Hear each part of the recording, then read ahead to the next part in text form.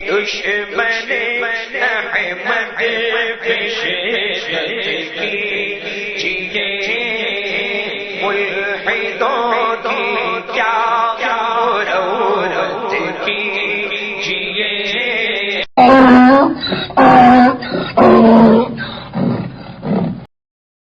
السلام علیکم ورحمۃ اللہ وبرکاتہ۔ بسم اللہ الرحمن الرحیم۔ لک الحمد یا اللہ والصلاۃ والسلام علیک یا رسول اللہ صلی اللہ علیہ وسلم۔ سامعین احتشام، آج ہم تین لوگوں کے تعلق سے گفتگو کریں گے۔ ایک اسماعیل قتیل دہلوی، اور دو قاسم نانوتوی، تین مرزا غلام قادیانی۔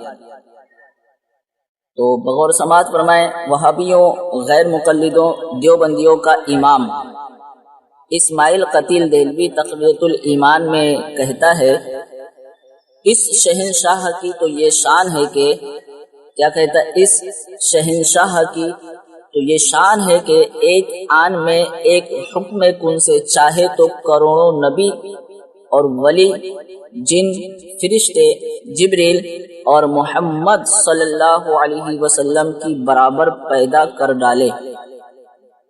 یہ تقویۃ الایمان میں اسماعیل قتیل کہتا ہے۔ آپ جانتے ہیں رب تبارک و تعالیٰ نے قرآن کریم میں ارشاد فرمایا وخاتم النبیین، کہ رب کا فرمان جو ہے بالکل واضح ہے، وخاتم النبیین۔ اب یہ کہتا ہے کہ اس شہنشاہ کی تو یہ شان ہے کہ ایک آن میں ایک حکم کن سے چاہے تو کروڑوں نبی اور ولی، جن، فرشتے اور محمد صلی اللہ علیہ وسلم کی برابر پیدا کر ڈالے۔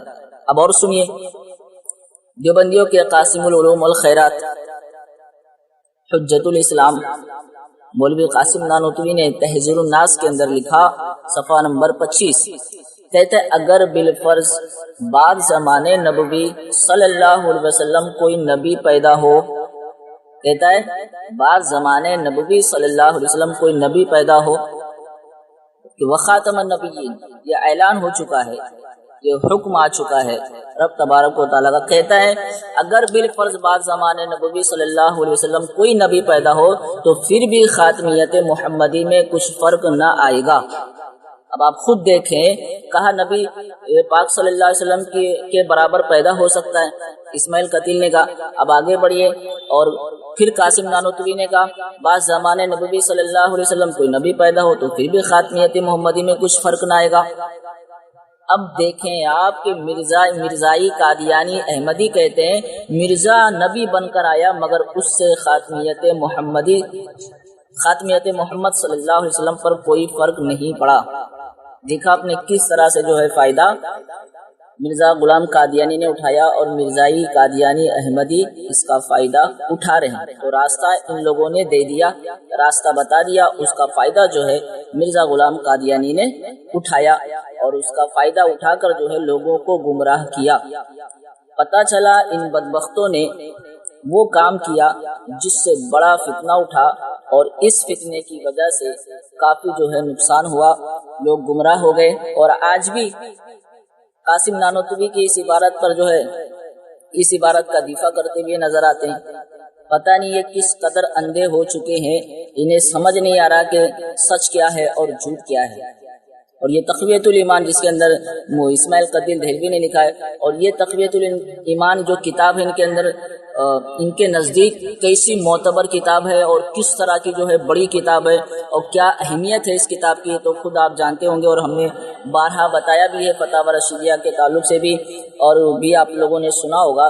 تو پتہ چلا کہ اسماعیل دہلوی نے اور قاسم نانوتوی نے جو راستہ دکھایا تھا اس کا فائدہ اٹھایا مرزا غلام قادیانی نے، اور اپنے نبی ہونے کا اعلان کیا۔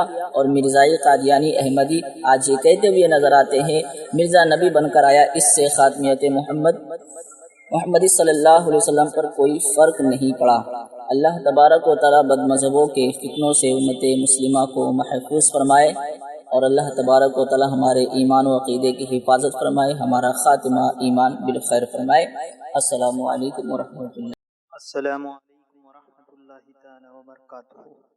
ہمارا رد وہابی یوٹیوب چینل سبسکرائب کرنے کا طریقہ ملاحظہ فرمائیں۔ آپ ہمارے چینل کو سبسکرائب کریں، انشاءاللہ ہماری رد وہابیت پر جتنی بھی ویڈیو ہے آپ کو نوٹیفیکیشن کے ذریعے مل جائے گی۔ السلام علیکم۔